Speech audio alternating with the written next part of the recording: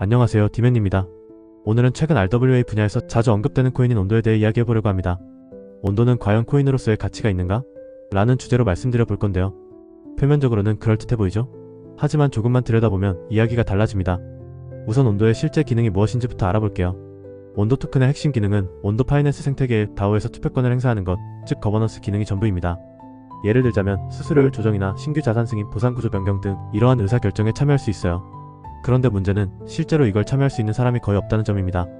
다오라 해봤자 온도 재단이 전체 투표권의 95% 이상을 쥐고 있기 때문이죠. 일반 투자자 입장에선 그냥 들러리 수준일 정도입니다.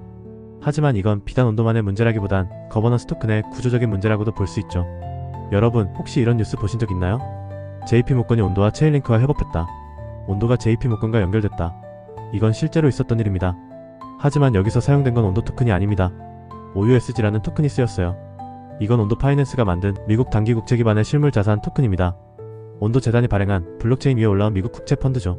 즉 실질적으로 가치가 있고 사용이 된 건 OUSG지 온도는 그냥 회사 주식 같은 느낌일 뿐 실거래에 쓰이지 않았습니다. 그럼 온도 토큰이 진짜로 가치가 있으려면 어떤 조건이 필요할까요? 첫 번째, OUSG의 수익 일부를 온도 홀더에게 분배하는 구조가 다오에서 통과되거나, 두 번째, 티파이에서 담보로 사용될 때 온도가 필수가 되거나, 세 번째, 온도 생태계에서의 투표권이 엄청나게 중요한 상황이 오거나요. 그런데 지금 상황은 어떤가요? 전혀 그런 구조가 아닙니다. 결국 투자자 입장에서는 거버넌스라는 이름의 희망 고문을 받고 있는 거죠. 솔직하게 말해볼게요. 거버넌스 코인이란 이름을 달고 나온 수많은 코인들 대부분 알고 있죠? 거버넌스 쓰레기라는 걸요. 망한 멘털도 그렇고 크로노스는 개인 투자자들이 반대했는데도 재단이 일방적으로 소각했던 물량까지 되살렸죠. 심지어 찐 탈중앙이라고 불리는 코인조차 결국은 팀과 재단의 장난감입니다.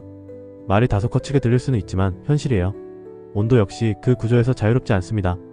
요즘 RW다 뭐다 하면서 온도를 포함한 많은 프로젝트들이 블록체인과 현실 자산을 연결하려고 애를 씁니다.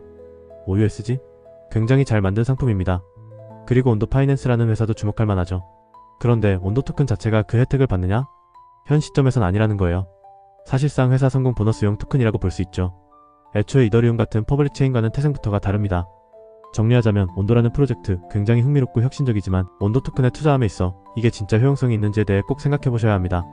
장기적인 관점에서 결국 투자자에게 중요한 건 뉴스가 아니라 실사용 구조이기 때문이죠.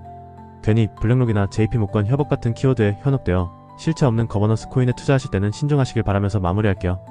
영상이 유익하셨다면 좋아요와 구독, 그리고 댓글로 의견 나눠주세요. 저는 다음 시간에 더 유익한 코인 정보를 가지고 돌아오겠습니다. 지금까지 디지털 정보맨이었습니다. 시청해주셔서 감사합니다.